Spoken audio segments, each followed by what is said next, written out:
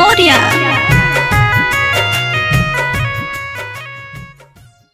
अरे ये तो बहुत मासूम बच्ची है, इसे तो लोग देखकर बहुत भीग देंगे। हमको जाने दीजिए, हम मम्मी के पास जाना है। चुप, एकदम चुप।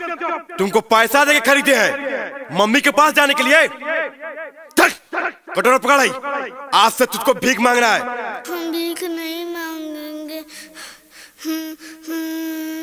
सिरा लाश हुआ, काट इस लड़की का गोड़, फोड़ इसका आंख, तब जाके भीख मांगेगी, ऐसे नहीं मानेगी।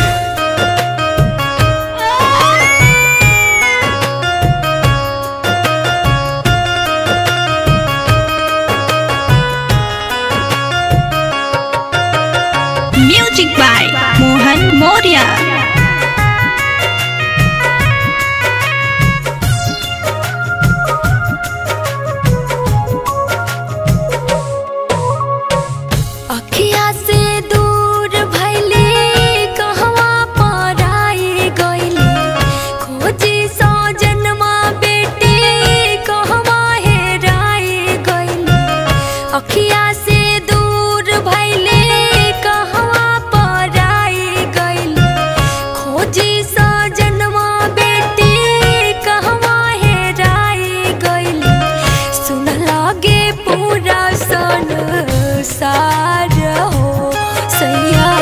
बेटी हमार के करा के दे अब दुलार हो सैया, बेटी हमार।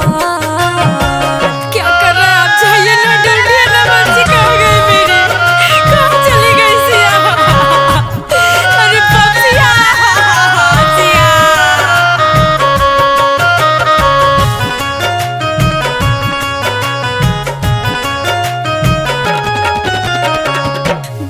नगर गली गली नदिया के तीरे खोज अनी तलवा तलैया,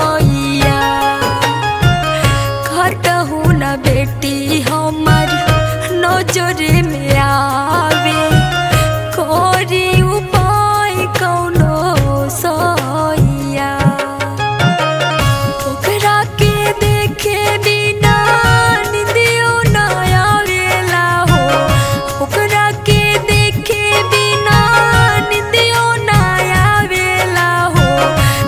हम बहुत लाचार हो सैया, बेटी हमार के करा के दे अब दुलार हो सैया, बेटी हमार। हम पागल हो जाएंगे, हम पागल हो जाएंगे माता रानी।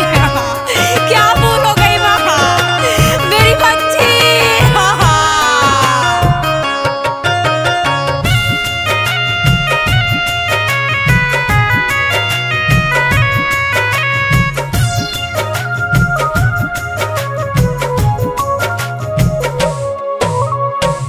बिट्टू बाबू पिया जिया माने नहीं हमारो, कैसनी होई है सुगनिया।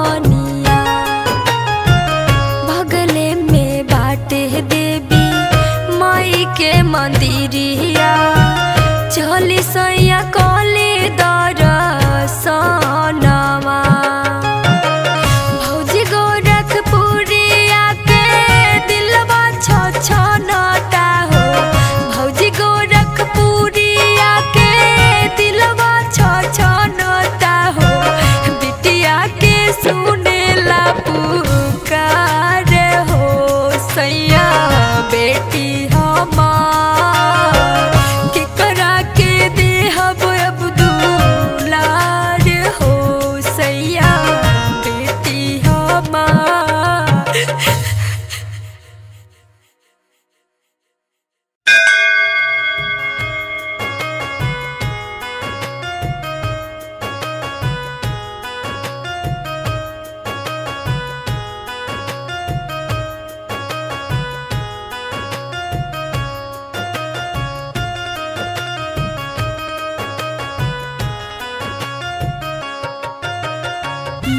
by Mohan Moria.